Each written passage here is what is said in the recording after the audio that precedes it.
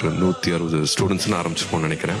இப்போ 15 வருஷம் ஆச்சு. இப்போ 6800 மாணவர்கள் அவங்க குடும்பங்களை வந்து தொட முடிஞ்சிருக்கு. 6800 விடாமுயற்சியா படிச்சேன். நாங்க இவ்வளவு கஷ்டப்படுறோம், எங்க அப்பாக்கு இவ்வளவுதான் வருமானம், எனக்கு என்ன செய்யறதுன்னு தெரியல. சாமி நீதான் சாமி, எங்க ஆயால காப்பாத்துனதே நீதான். நான் என் கையால 10 பேத்துக்கு சாப்பாடு போடுற அளவுக்கு என் மாமன் இருக்கான். நகரம்ங்கிறது ஒரு தன்னார்வ அமைப்பு இல்ல, அது ஒரு இயக்கம், கல்விக்கான ஒரு இயக்கம். அப்ளிகேஷன் ஃபார்ம் வாங்க கூட காசு இல்லாதனா அந்த எஸ்ஆர்எம் விட்டு வெளியே வரும்போது யூனிவர்சிட்டி ரேங்க் ஹோல்டரா கோல்டு மெடலோட நான் வெளியே வந்தேன்.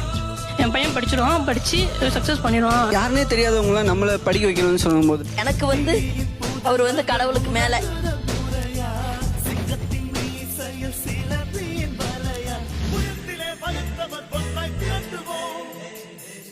நீங்க வாங்கின டாக்டர் பட்டத்தை விட இந்த மனசுதான் பெருசு.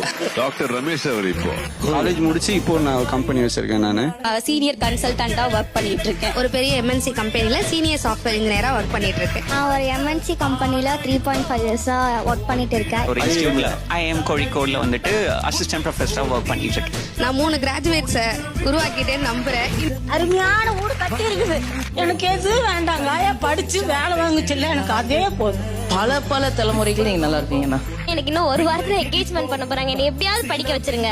படிக்கணும், படிப்பை மட்டும் விட்டுறவே கூடாது. அகரத்துக்கு இது கொடுத்தா இது இந்த குழந்தைக்கு போய் சேருங்கிற நம்பிக்கை கொண்டு வந்து விதைச்சது. அகரத்துக்கு போகணும்னு சொல்லி யாராவது வண்டியில ஏறினா வந்து காசு கிடையாது. அகரத்து ஒரு அங்கமா ஒரு 95,000 அப்ளிகேஷன்ஸ் அத்தனையும் கொண்டுட்டு வந்து சேர்த்து ஒரு செயல்படுத்துறதா நீங்க ஒரு 250 கல்யாணத்தை நிறுத்திருப்போம். அவருடைய தேடல் தான். ராமராஜ் டாக்டர் சார்பாக 25 லட்சம் இன்னைக்கு செக் கொடுக்கறதுக்கு. என்ன கிராஃப் இது! So proud. இது இன்னும் பல மடங்காகணும், எப்பவுமே நீடிச்சிருக்கணும்.